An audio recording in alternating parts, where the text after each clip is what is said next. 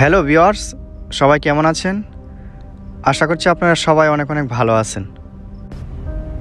উফ আল্লাহ, দীর্ঘ 6 মাস পর মনে হয় যে এই বাহিরের এই দৃশ্যটা দেখতে পাচ্ছি। এখন এই যে সূর্য ডুবো ডুবো অবস্থায় আমরা আমাদের ডিউটি শেষ করে বাহিরে চলে আসলাম। এখন আমরা গাড়ির জন্য অপেক্ষা করতেছি। তো কথা হলো ভিউয়ার্স, দীর্ঘ 6 মাস যাবৎ আমরা আসলে নাইট ডিউটি করতেছিলাম। তো আমাদের নাইট ডিউটি এখন চেঞ্জ হয়েছে, তো আমরা দিনের শিফটে চলে এসেছি। তো এটা আসলে একটা অনেক বড় একটা খুশির সংবাদ, কারণ দীর্ঘ 6 মাস যাবৎ আমরা যখন নাইট ডিউটি করতেছিলাম তখন আমরা সারাক্ষণ সবাই ভাবতেছিলাম যে কখন আমাদের সে আবার দিনের বেলা ডিউটি আসবে।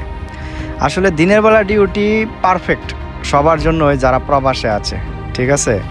যারা প্রবাসে আছে তাদের জন্য, সবার জন্য আমি বলবো যে দিনের বেলার ডিউটিটা পারফেক্ট একটা ডিউটি। কারণ আল্লাহ তাআলা দিনকে বানিয়েছেন আপনার কাজের জন্য আর রাতকে বানিয়েছেন আপনার ঘুমের জন্য।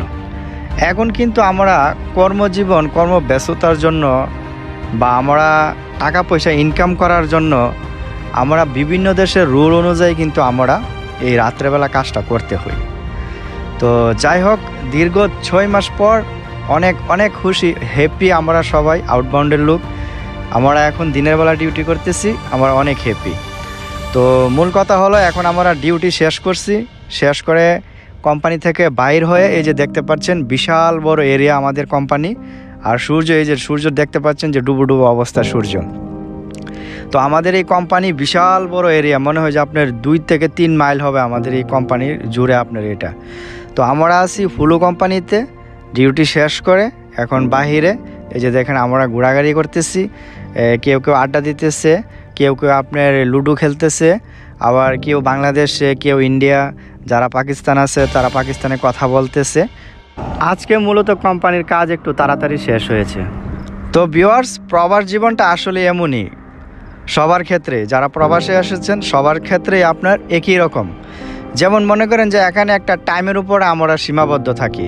যেমন আমাদের ক্ষেত্রে মনে করেন যে আপনার সকাল থেকে সন্ধ্যা পর্যন্ত 10 ঘন্টা ডিউটি করা লাগে। তো যাই হোক, আমাদের কোম্পানির গাড়ি চলে এসেছে। এখন দেখবেন যে কার আগে কে উঠতে পারে, কারাকারি শুরু হয়ে যাবে গাড়িতে ওঠার জন্য।